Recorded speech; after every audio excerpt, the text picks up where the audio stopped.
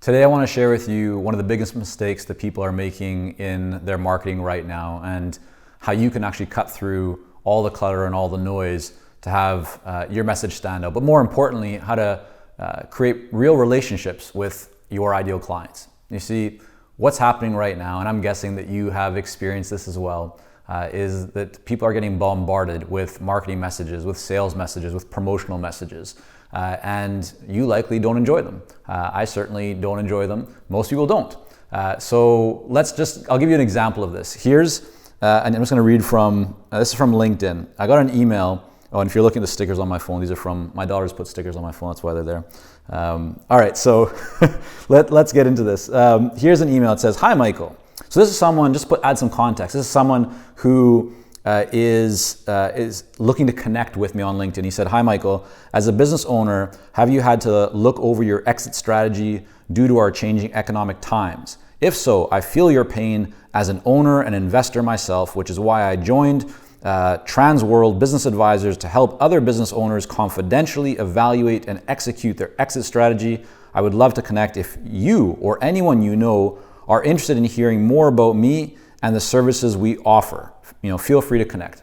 Now, what's wrong with that message, right? You've likely received messages that are similar to that. Well, what's wrong with that message is I have no idea who this person is. Yet the first thing that they are doing is trying to get me to inquire about their services or buy their services, right? It's all about them. There's nothing about me.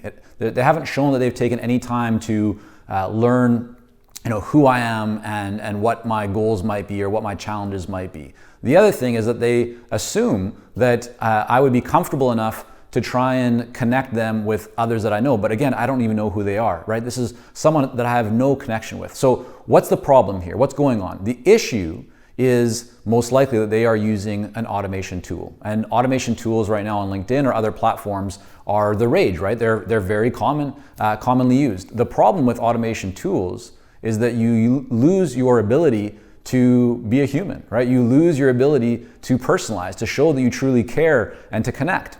And so while this person has likely sent off the same message to hundreds, if not thousands of people, the response rate of it, I would guess, is probably unlikely to be very positive. So what can you do, right? How can you take this lesson and this example that I share with you and make sure that you're not one of these people, that you are differentiating yourself and truly connecting and creating real relationships based on value?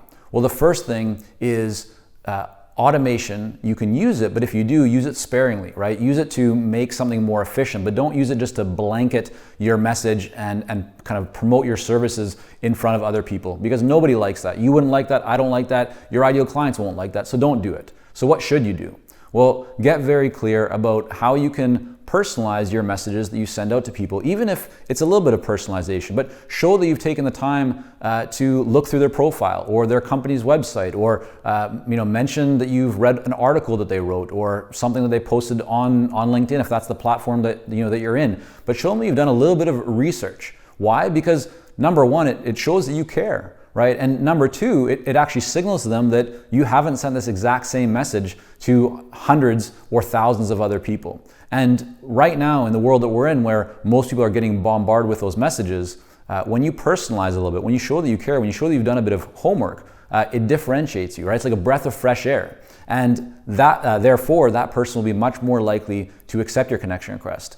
And now you are starting to build a relationship with them that is based on a true relationship. It's not just one way. It's not just you promoting your offers or your products. And once they've accepted your connection request, or even if you've done this by email, now you're going to have a much stronger base to build on. So what I really want to encourage you here to do today, as a bit of an action item from this video, is do a quick audit of all of the messages that you're sending out, whether they're connection request messages on LinkedIn messages, emails, or email newsletters, anything at all that you're sending out, and just ask yourself, how can you add a little bit of personalization to something? And how can you do a little bit of research? You don't want to spend too much time, of course, but how can you put in a little bit of time to get a better result from it? And the other thing that I would always encourage you to do is put yourself in the shoes of the recipient and ask yourself, if you were to receive that message, how would you feel about it? Would you appreciate it? Would you think that this person has sent the same message to many other people? Or would it be clear that you've actually done a bit of homework, that you truly care enough about that person, you're interested enough about them to do a bit of that background check, or to comment on something that they've posted, or to mention something that you saw them maybe in a news article or a new product release that their company had. But those are things that will differentiate you. And if you're looking right now for an edge, for an advantage, a little bit of extra time in this area will go a long way.